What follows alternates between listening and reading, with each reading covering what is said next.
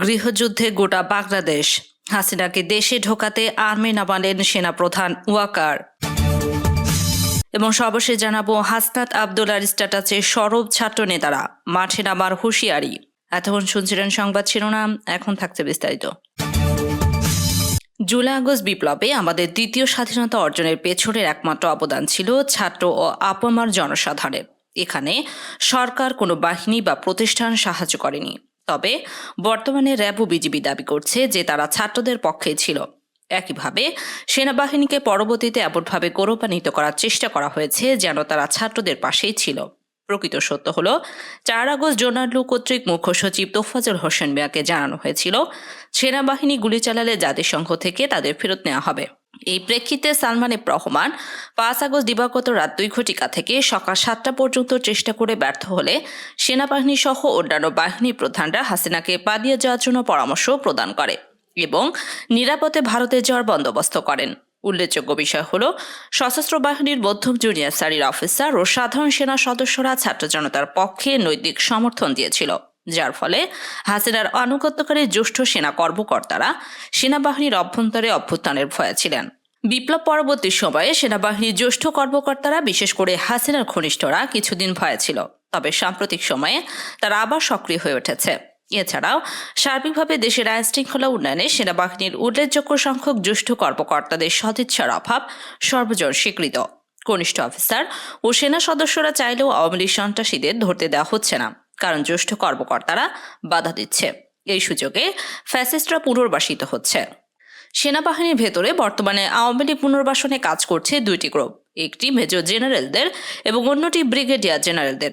Major জেনারেলদের গ্রুপে রয়েছে আমিন সাইদ, কবির, নাজমুল, সারওয়ার, মাহবুব, জাহাঙ্গীর এবং 27তম বিএম লং কোর্সের 6 জন major general Sarwar, Farid, DG, NSI ব্যতীত। মেজর জেনারেল ফেরদৌস ও তার প্রভাব। মেজর জেনারেলদের গ্রুপে নেতৃত্ব দিচ্ছে BA 4410 major general Ferdous Hasan Selim. এই অফিসার শেখ হাসিনার ঘনিষ্ঠ বান্ধবীর ছেলে এবং হাসিনাকে ফুফু বলে ডাকে। বাংলাদেশের ইতিহাসে একমাত্র এই অফিসার পার্সিং আউট 20 ডিসেম্বর 1992 অনুষ্ঠানে শেখ হাসিনা বিরোধী দলীয় নেত্রী হিসেবে বিএমএতে গমন করেন। মেজর জেনারেল ফেরদৌস দুর্নীতিতে অভিযুক্ত জেনারেল আজিজের সামরিক উপদেষ্টা হিসেবে আজিজের সকল অবৈধ লেনদেনের সাথে জড়িত ছিলেন। কেবল তাই নয়, নজিরবিহীন দৃষ্টান্ত স্থাপন করে আজিজ পরবর্তী চরিত্রহীন সেনা প্রধান জেনারেল শফির সামরিক উপদেষ্টা হিসেবে নিয়োগ পান তিনি। বর্তমানে তিনি প্রধান উপদেষ্টা সামরিক সচিব হিসেবে অত্যন্ত গুরুত্বপূর্ণ পদে নিয়োজিত রয়েছেন।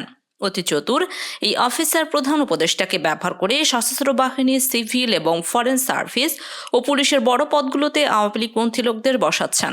কিছু ক্ষেত্রে বাহিনীর প্রধানদের সুপারিশও পরিবর্তন করেছেন এই অফিসার। উদাহরণ হিসেবে ব্রিগেডিয়ার জেনারেল মোস্তাফিজের পদোন্নতি এবং ডিজিএফআইতে পদায়নের সুপারিশ পরিবর্তন করে হাসিনা নিরাপত্তা উপদেষ্টা কুখ্যাত মেজর জেনারেল অবসরপ্রাপ্ত তারিক সিদ্দিকী মনোনীত মেজর জেনারেল জাহাঙ্গীরকে ডিজিএফআই হিসেবে পোস্টিং করান।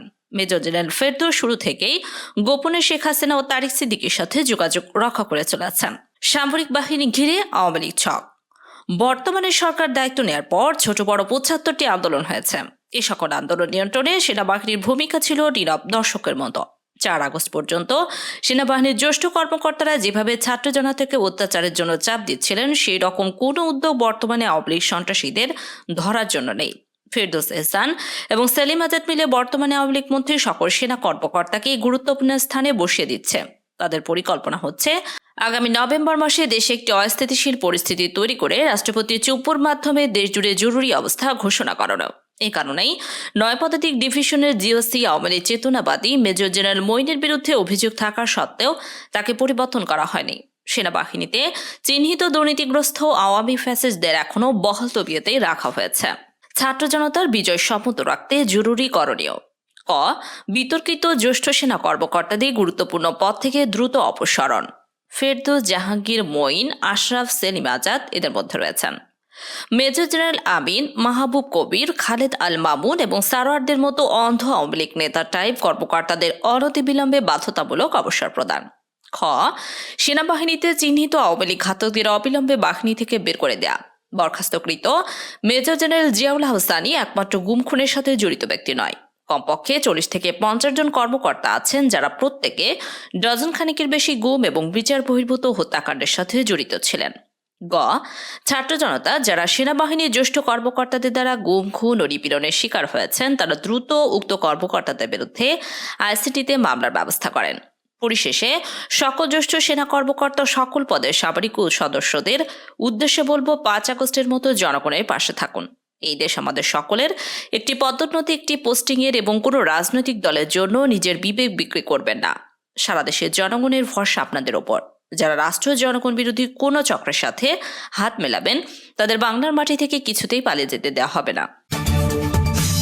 জাতীয় নাগরিক পার্টির মুখ্য সংগঠক হাসনাত আবদুল্লাহর রিফাইন্ড আওয়ামী লীগ নামে নতুন একটি ষড়যন্ত্র নিয়ে আসার পরিকল্পনা চলছে বলে ফেসবুকে স্ট্যাটাস দিয়েছেন। এরপরই সরব হয়েছেন ছাত্রনেতারা। স্থানীয় সরকার, পল্লী উন্নয়ন ও সমবায় মন্ত্রণালয়ের উপদেষ্টা, জুলাই আগস্ট আন্দোলনের অন্যতম সমন্বয়ক আসিফ মাহমুদ সজীব ভুইয়া শুক্রবার তার ভেরিফাইড ফেসবুকে বলেছেন, নির্বাচন পিছিয়ে যাবে, অনিষ্ঠা তৈরি হবে এমন শঙ্কার কথা বলে কেউ আওয়ামী লীগের নিষিদ্ধের প্রশ্নে জনতার ঐক্যে ফাটল ধরাতে আসবেন না। মাননীয় প্রধান উপদেষ্টা ডক্টর মোহাম্মদ ইউনূস স্পষ্টভাবে বারবার বলেছেন, ডিসেম্বর থেকে ফেব্রুয়ারির মধ্যে ইলেকশন হবে। আমি নিশ্চয়তা দিতে চাই, সরকার এই কথা রাখবে। সুতরাং নির্বাচন নিয়ে কোনো অনিশ্চয়তা নেই। গণহত্যাকারী দল হিসেবে আওয়ামী লীগ শুধু জাতীয়ভাবে নয়, আন্তর্জাতিকভাবে ইউএন রিপোর্টের মাধ্যমে স্বীকৃত। জনতার ঐক্য জিন্দাবাদ। জাতীয় নাগরিক পার্টির মুখ্য সংগঠক সার্জিস আলো বলেছেন, ফেসবুকে বলেছেন, লড়াইয়ের দ্বিতীয় অধ্যায়ের জন্য আমরা প্রস্তুত। গণহত্যাকারী আওয়ামী লীগের নিষিদ্ধকরণ পর্যন্ত এই লড়াই চলবে। ঢাকা বিশ্ববিদ্যালয়ে শিবিরের সাবেক সভাপতি সাদিক কায়েম শুক্রবার ফেসবুকে স্ট্যাটাসে বলেন, আওয়ামী লীগ পুনর্বাসনের অপচেষ্টা রুখে দিতে ছাত্র জনতা আবারও প্রস্তুত। রক্তের দাগ শুকায় নাই। এই রক্তের উপর দাঁড়িয়ে আমার ভাইদের খুনিদের ফেরানোর কোনো চেষ্টা আমরা সফল হতে দিব না। জুলাইয়ের মতো আবার ঐক্যবদ্ধ হন। আওয়ামী লীগ পুনর্বাসন রুখে দিন। গণহত্যাকারীদের ঠিকানা এই বাংলায় হবে না।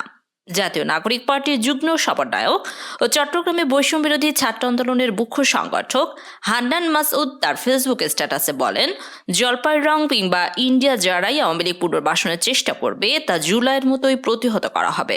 উপদেষ্টা পরিষদে যারা তাদের এই এজেন্ডাদের সায় দিবে তারা উপদেষ্টা থাকার নৈতিক অধিকার হারাবে। ধীরে ধীরে সব প্রকাশ করা হবে। যারা ছাত্রনেতা কিংবা ছাত্র উপদেষ্টাদের মাথায় লবণ রেখে বড়ই খাওয়ার চিন্তা কিংবা চেষ্টা করছেন সে সকল ব্যক্তিদের মুখোশ উন্মোচন করা হবে।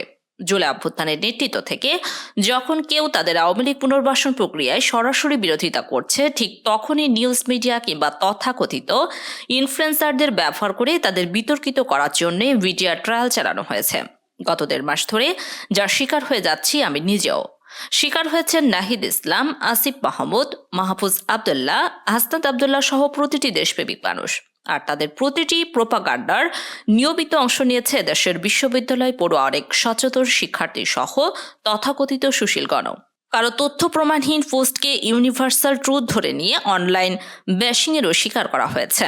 কিভাবে গোয়েন্দা সংস্থা প্লট সাজায় আর সেই প্লটের অংশীজন হয়ে ওঠে তথাকথিত ইনফ্লুয়েন্সাররাও লিখেছিলাম কয়েকদিন আগেই একটি ঘটনাকে কেন্দ্র করে। আজ অন্তত অনুধাবন করুন।